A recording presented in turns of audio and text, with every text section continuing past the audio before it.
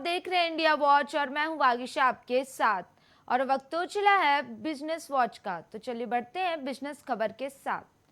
भले ही बुधवार को डॉलर के मुकाबले में रुपए में 60 पैसे की बड़ी गिरावट देखने को मिली हो, लेकिन गुरुवार को कच्चे तेल की कीमतों ने डॉलर के प्लान को पूरी तरह से फेल कर दिया और करेंसी मार्केट में रुपए ने जबरदस्त खेल कर दिया। आंकड़ों को देखें तो डॉलर के मुकाबले में रुपए में 26 पैसे की तेजी देखने को मिली है। का प्रमुख कारक कच्चे तेल की कीमतों में गिरावट है। वैसे डॉलर इंडेक्स फ्लैट है, लेकिन विदेशी निवेशकों का बॉन्ड मार्केट में निवेश भी रुपए को सपोर्ट करता हुआ दिखाई दिया।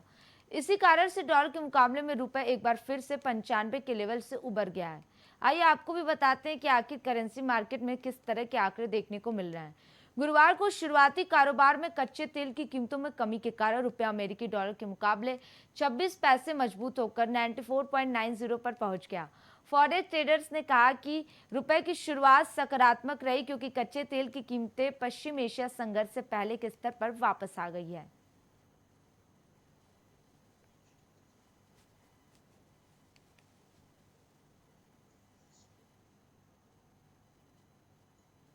जुलाई के महीने में लगातार दूसरे दिन तेजी देखने को मिल रही है। खास बात यह है कि इन दोनों दिनों में सेंसेक्स में करीब 1000 अंकों का उछाल देखने को मिल चुका है। अगर बात गुरुवार की करें तो सेंसेक्स में 500 से ज्यादा अंकों का इजाफा देखने को मिला, जबकि निफ्टी में 150 से ज्यादा अंकों की तेजी देखने को मिली है। इसी तेजी की वजह से शेयर बाजार निवेशकों ने महज 27 मिनट में 2.82 लाख करोड़ रुपए कमा लिए।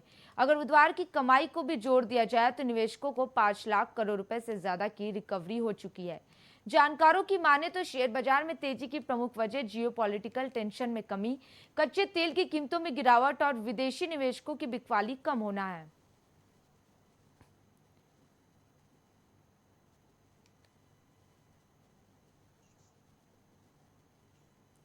ईरान वॉर के दौरान न सिर्फ कच्चे तेल बल्कि गैस की कीमतों में एलपीजी की सप्लाई काफी होने के कारण इस दौरान गैस सिलेंडर की कीमतों में काफी बढ़ोतरी देखी गई है। यहां तक कि अप्पू छोटू मुन्ना जैसे नामों से मशहूर हुए 5 किलो वाले गैस सिलेंडर के दाम भी आसमान पर पहुंच गए हैं, जिसकी वजह से इनकी डिमांड में काफी गिरावट देखने को मिली है। लाइव मिंट की रिपोर्ट्स में कम से कम 4 डिस्ट्रीब्यूटर्स के हवाले से कहा गया है कि बच्चों के नाम पर रखे गए इन पोर्टेबल गैस सिलेंडरों की मांग वेस्ट एशिया वॉर के बाद कीमतें दोगुनी होने पर गिर गई।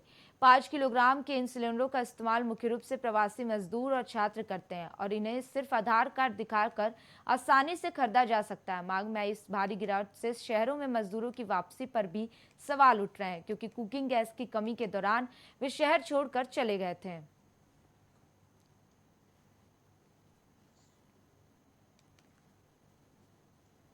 अडानी ग्रुप और अबू धाबी के investment company international holding company मिलकर अगले कुछ सालों में 11.5 अरब डॉलर यानी कि 1 लाख करोड़ रुपए से ज्यादा का निवेश करके एक बड़ा एल्यूमिनियम प्लांट बनाने की योजना बना रहे हैं। इससे भारत की कुल क्षमता में लगभग 50% की बढ़ोतरी हो सकती है। यह अडानी का दूसरा मेटल वेंचर होगा।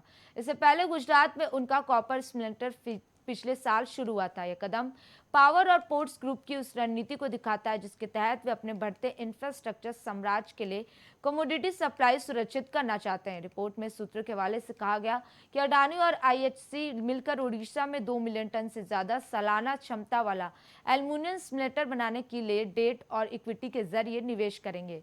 उन्होंने दोनों पार्टनर्स के बीच निवेश के बंटवारे के बारे में जानकारी नहीं दी है।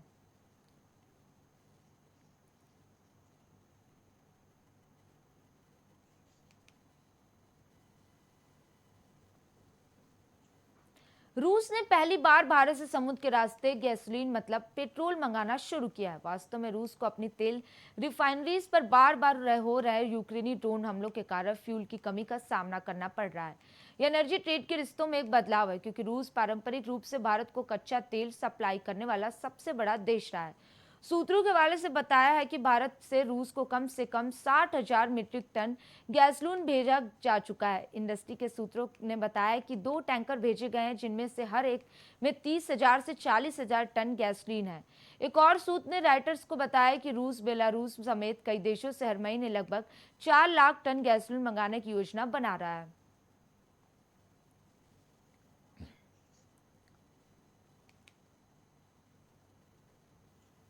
इनकम टैक्स रिटर्न दाखिल करने के बाद हर टैक्स पेयर को रिफंड का इंतजार रहता है। आमतौर पर रिफंड का ई वेरिफिकेशन पूरा होने के 4 से 5 सप्ताह के भीतर इनकम टैक्स विभाग रिफंड जारी कर देता है। लेकिन कई बार ऐसा होता है कि आईटीआर में जितनी रिफंड राशि दिखाई जाती है, बैंक खाते में उससे कम पैसा आता है। ऐसे में लोगों के मन में सवाल उठता है कि आखिर रिफंड की रकम कम क्यों हो गई है। विशेषज्ञों के अनुसार इसका सबसे बड़ा कारण यह है कि रिटर्न प्रोसेस करते समय इनकम टैक्स विभाग सभी जानकारियों का दोबारा मिलान करता है और उसी के आधार पर अंतिम रिफंड तय करता है। रिटर्न की प्रोसेसिंग के दौरान विभाग आपकी आईटीआर में दी गई जानकारी का मिलान form 26 AS, AIS, TIS, TDS record और अन्य उपलब्ध डेटा से करता है। अगर किसी तरह का अंतर मिलता है तो रिफंड कम हो सकता है।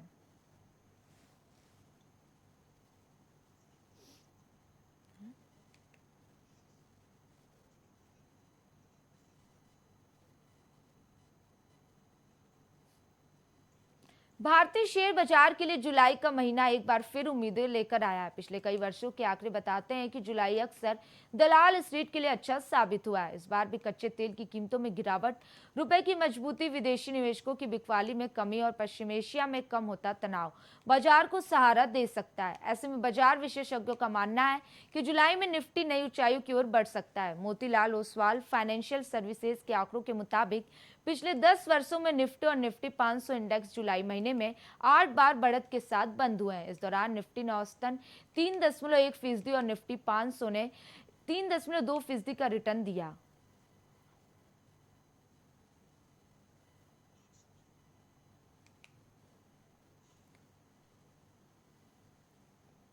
राष्ट्रीय राजधानी के सराफा बाजार में बुधवार को सोने की कीमतों में बड़ी गिरावट दर्ज की गई।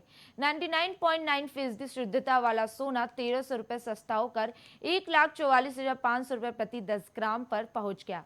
इससे पहले मंगलवार को इसका भाव 1,45,800 रुपए प्रति 10 ग्राम था। लगातार दूसरे कारोबारी दिन आई इस गिरावट ने सोना खरीदने की योजना बना रहे लोगों को कुछ राहत मिली है। जहां सोने की कीमतों में कमजोरी रही, वहीं चांदी लगातार दूसरे दिन भी चमकती नजर आई। बुधवार को चांदी 5,000 रुपए महंगी होकर 2,35,000 रुपए प्रति किलोग्राम पर पहुंच गई। पिछले कारोबारी सत्र में इसका भाव 2,30,000 रुपए प्रति किलोग्राम था। औद्योगिक मांग और वैश्विक बाजार के संकेतों के चलते चांदी बनी हुई है।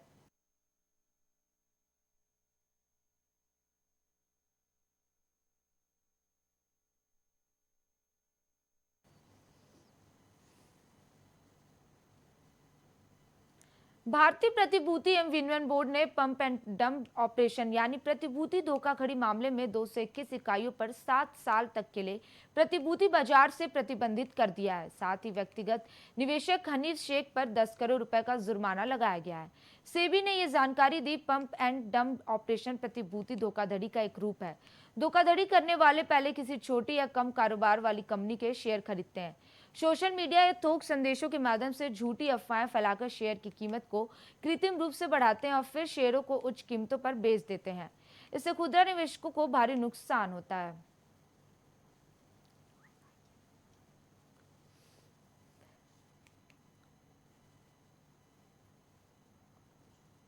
केंद्र सरकार ने कर्मचारी भविष्य निधि से जुड़े नियमों में बड़ा बदलाव करते हुए कर्मचारी भविष्य निधि योजना 2026 को अधिसूचित कर दिया है। इसके साथ ही 1952 से लागू ईपीएफ स्कीम 1952 की जगह अब नई योजना लागू हो गई है। यह नई व्यवस्था कोड ऑन सोशल सिक्योरिटी 2020 के तहत लाई गई है। हालांकि इससे मौजूदा ईपीएफ खाता धारकों के खाते जमा राशि या अब तक मिले लाभों पर कोई असर नहीं पड़ेगा।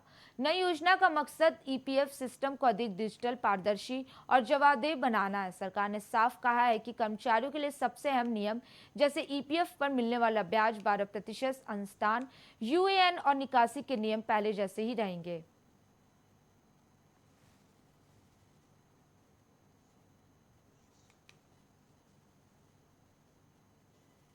वार के समय क्रूड के दाम 42 हफ्तों के पीक पर पहुंच गए थे। तब से अब तक के कच्चे तेल की कीमतें तमें 40% से ज्यादा की गिरावट देखने को मिल चुकी है। वहीं भारत की सबसे बड़ी प्राइवेट फ्यूल रिटेलर ने आखिरकार कीमतें कम कर दी है, लेकिन सरकारी पंपों पर आम ग्राहकों को राहत मिलने में अभी कुछ हफ्ते और लग सकते हैं। वेस्ट एशिया में संघर्ष शुरू होने के बाद पहली बार भारतीय क्रूड बास्केट की कीमत $7 प्रति बैरल से नीचे आई है। एनर्जी और जियोपॉलिटिकल एक्सपर्ट्स का कहना है कि पेट्रोल और डीजल की कीमतों में 2 से 4 रुपए प्रति लीटर की मामूली कटौती की सबसे ज्यादा संभावना है, लेकिन यह जुलाई के आखिर या अगस्त की शुरुआत में ही हो सकता है, और वह भी तब जब ईरान, इजराइल, यूएस के बीच वह नाजुक सीज फायर बना रहे।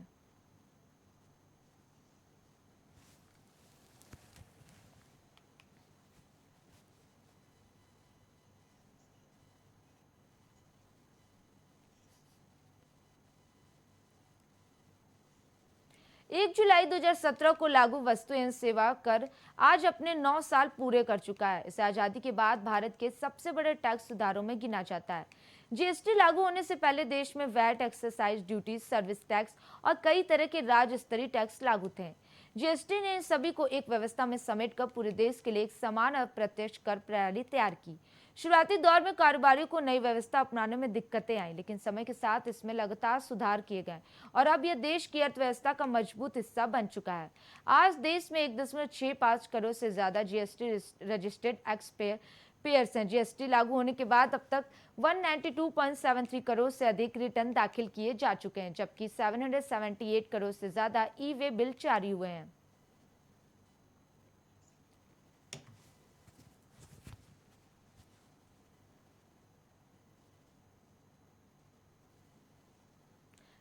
फिलहाल बिजनेस वॉच में सिर्फ इतना ही। ऐसे देश विदेश की तमाम बड़ी खबरों को देखने के लिए बने रहें इंडिया वॉच के साथ।